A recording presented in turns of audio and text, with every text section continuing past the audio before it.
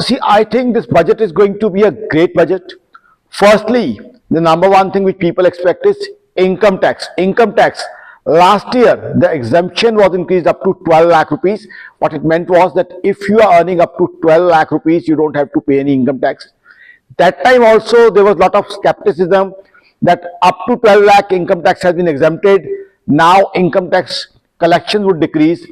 I was here only, I told income tax collections are going to increase, and see, the government's plan has been very successful.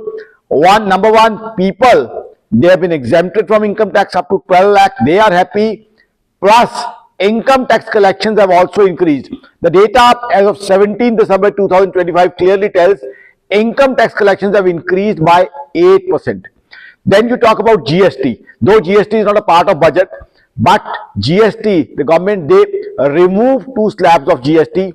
23rd September, first Navratri was the day. That time also there were a lot of apprehensions by people that now GST collections would decrease. No, consumption increased, demand increased, and GST has also increased. December 2025 data says GST collections have increased by 6.1%. So the government's efforts for the economy, to boost the economy last year, have been highly successful. Now the GDP data tells us 8.2% has been the GDP growth for the last quarter, which makes us clearly the fastest growing economy in the entire world amongst major economies. Now it's not only Akash Jindal or akashjindal.in.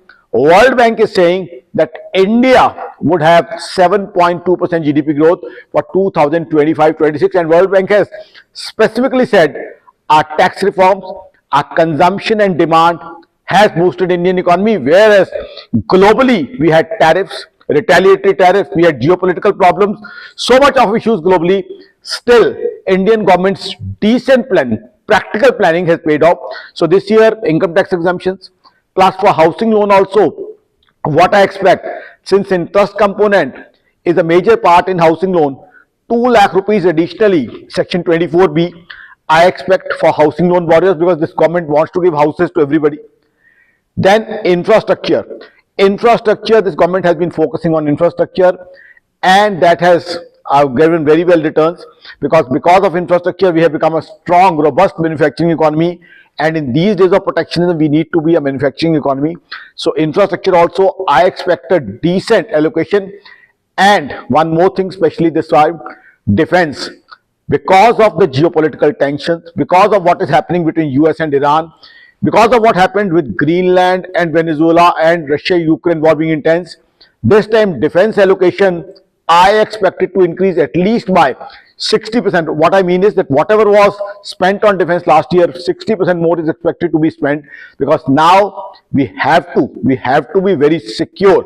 If we are secure, then only the economy would grow, because we have to see the way world is going, because US-Iran issue may in fact have many other geopolitical issues in the world. So I think this budget is going to be a blend of growth and welfare.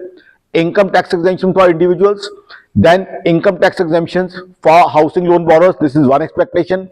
As far as agriculturists are concerned, I am expecting Kisan Samman Nidhi to increase by 50%, plus KCC Kisan Credit Card, I expect 2 lakhs additional subsidized credit. Then infrastructure, I expect at least 20% more allocation. Defense, I expect 60% more allocation than the last time. And above all, in customs, there are going to be many exemptions, because there could be a zero custom on mobile component, because mobile is something which everybody is connected to. So mobiles may get cheaper, laptops may get cheaper, and then there may be a quite decent allocation for education as well as health.